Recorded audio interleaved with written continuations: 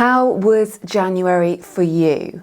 Did it go really well and you're feeling really pumped up and excited to be sober? If that's you, then brilliant. I'm so pleased about that.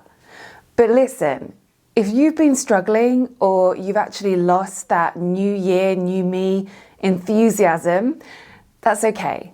Today, I want to talk about how to stay sober when you are not feeling motivated. Because what happens for so many of us is that we start out with a lot of motivation and lots of good reasons why we want to change. But at some point, your inner cheerleader just wants to have a week off. And perhaps you start to feel a bit sick of saying no or being good. So you just generally can't be bothered to keep going. Now, here's a mistake that I used to make with motivation. I used to think that motivation was something that just happened to me, and I either had it or I didn't have it. Kind of like the weather. It might be sunny or it might be raining, but I have no control over that. It's just how it is, and my motivation was there sometimes and gone on other days.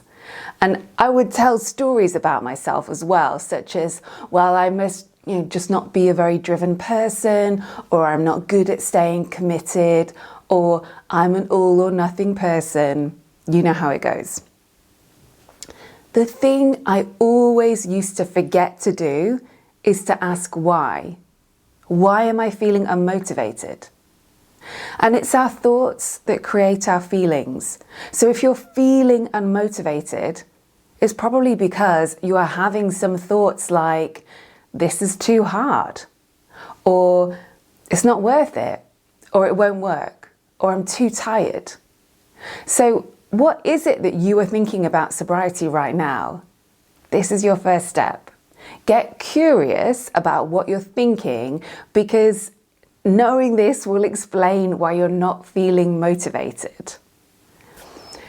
The chances are you have some thoughts about this that are kind of go-to thoughts that you've just practiced over and over, so they feel very real and true and easy to come to. Maybe it's, I've got too much on my plate right now. I don't have time for this. Or I deserve a drink. Or I don't want to limit myself anymore. If we had to pin it down to one or two thoughts that you keep returning to over and over, what do you think they would be? Get clear on that. Your second step is to bring in some compassion. That's right, compassion. Because at this point, it is not going to feel very authentic to be super positive and force that kind of fake positivity there, you can do it stuff.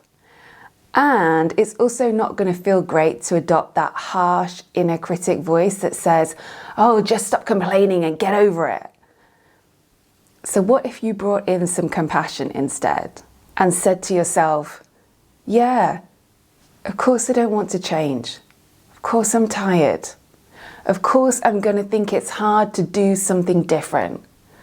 We humans love our routines. It's okay that I'm saying this, I'm thinking this.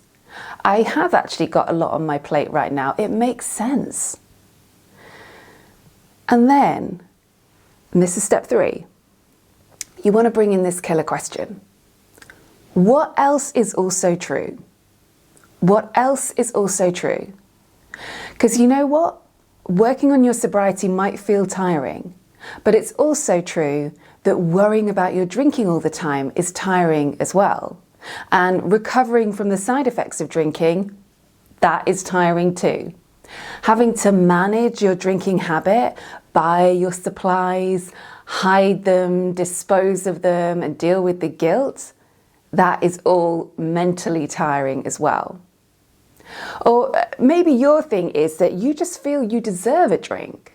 Kind of like, if you had my life, you would understand why I deserve a glass of wine or 5 at the end of the day. And again, we can bring in that compassion and acknowledge that things maybe are tough for you right now. And we can also look at what else is also true. Because it is also true that you deserve a good night's sleep. You deserve some proper rest.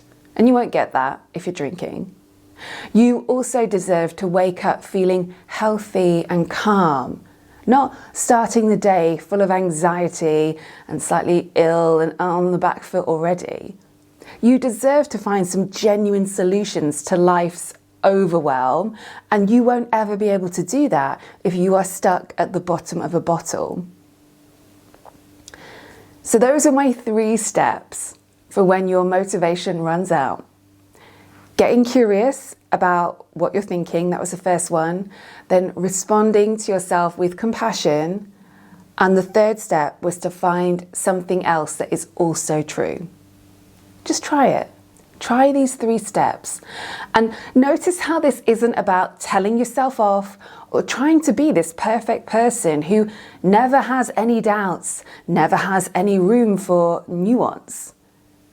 So often what happens is that we slip into this black and white, all or nothing thinking, as if the thought that popped into your head is the only version of the truth that exists.